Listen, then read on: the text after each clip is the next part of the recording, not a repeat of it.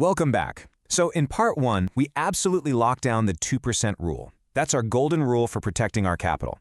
But a rule is pretty useless if you can't actually enforce it, right? So today, we're building the machine that does the enforcing for you. We're going to move from just theory into real automated execution with the tools every single trader needs. Let's dive in. And this really gets to the core of the problem we're solving. I mean, the crypto market is a 24/7 beast, but you and I, we're not. So how do you stick to your plan when a huge, market-moving event can happen while you're fast asleep? Simply relying on yourself to be there for every single price swing, well, that's just not a winning strategy. The answer? You have to take your biggest liability completely out of the equation, your own emotions. We're going to build a system, an automated co-pilot, that executes your plan with cold, hard logic, whether you're glued to the screen or sound asleep. Okay, our first tool is purely defensive, and believe me, it is non-negotiable. I want you to think of the stop loss as your personal shield in the battlefield of the crypto market. Just look at the two realities here. It really says it all. On the left, you've got a trader with no stop loss who gets completely wiped out by a sudden flash crash. Poof, capital's gone. Now on the right, a trader with a stop loss sees the exact same crash, but their system automatically ejects them with a small, predefined loss. They get to trade another day. The difference isn't just big, it is everything. So what is it exactly? Well, a stop loss is just an automated order you place on the exchange. It basically says, hey, if the price drops to this specific level, close my position immediately, no questions asked. It's your automatic damage control. And let me be absolutely crystal clear about this. In a market as wild and volatile as crypto, trading without a stop loss is like flying a fighter jet without an ejection seat. Sure, you might feel fine 99% of the time, but when things go wrong, they go catastrophically, account-endingly wrong. So, where do you put it? That is the million-dollar question, isn't it? If you set it too close, the normal market noise and little wiggles will just constantly kick you out of good trades.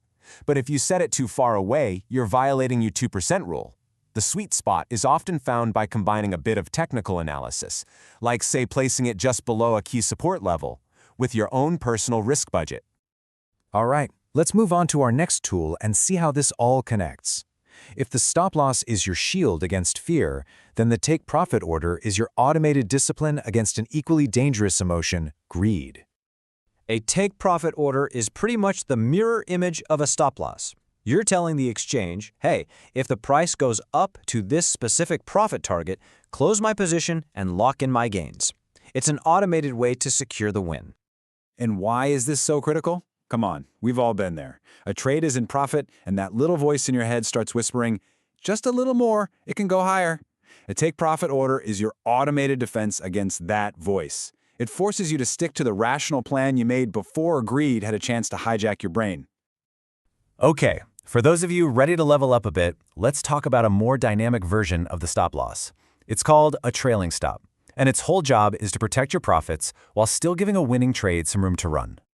Let's just walk through how this works. First, you set an initial stop, let's say 5% below the current price. Now, the price starts moving up, which is great. Then, here's the magic part. Your stop loss automatically trails behind it, always staying 5% below the new highest price.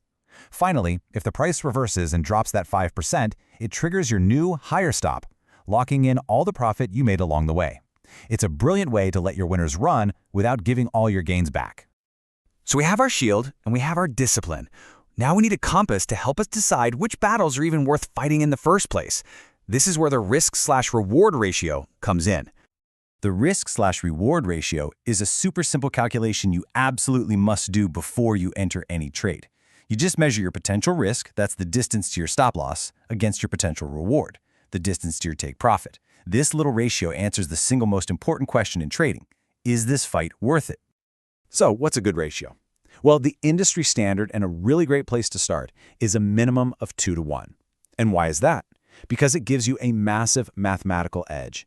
It means a single winning trade can completely cover the losses of 2 losing trades. That's how you can be profitable even if you don't win every single time. And this leads to a really critical concept that trips up so many new traders. You can actually be right more often than you're wrong. I mean, you can win the majority of your trades and still lose money over time. How? It all comes down to your risk/reward ratio. Let me show you what I mean. This table just illustrates the danger perfectly. Look at this scenario. You have a 60% win rate, which feels amazing, right? You're winning more than you're losing. But your setup is flawed. For every trade, you risk $100 to make just 50. That's a 1 to 0.5 RR. So after 100 trades, your 60 small wins get totally wiped out by your 40 larger losses, and you're down $1,000. This is mathematical proof that your risk-reward ratio is way more important than your win rate. Okay, let's put it all together. We've talked about all the individual tools, but their real power, their real magic, comes from how they work together as one complete, cohesive system. I absolutely love this metaphor because it ties everything together so perfectly. Think of your trading account like a high-performance race car. That 2% rule we covered in part 1, that's your total fuel budget for the race. But the stop loss and take profit orders, those are the critical onboard sensors that manage that fuel for you, automatically, second by second. So here it is, the entire system on one slide. Your budget is the 2% rule. Your emergency brake, that's your stop loss. Your finish line trigger is your take profit. And your compass for deciding which races to even get into, that's your risk/reward ratio. This right here is your automated co-pilot. So if there's one thing you take away from all this, it's this. These are not just some abstract trading concepts. The stop loss, the take profit, and the risk/reward ratio are the practical, programmable tools that turn your trading plan from theory into disciplined, real-world execution. They are the system that protects you from your own worst emotional instincts. You now have the defensive toolkit to manage risk like a pro. But we've only talked about defense. Now we have to talk about offense, and the single most powerful and dangerous tool in a crypto trader's entire arsenal. In part 3, we are going to confront the two most intimidating words in all of crypto: leverage and liquidation. We'll break down exactly what they are, how professionals use them, and how you can avoid the dreaded margin call that has ended so many trading careers. I'll see you in the next explainer.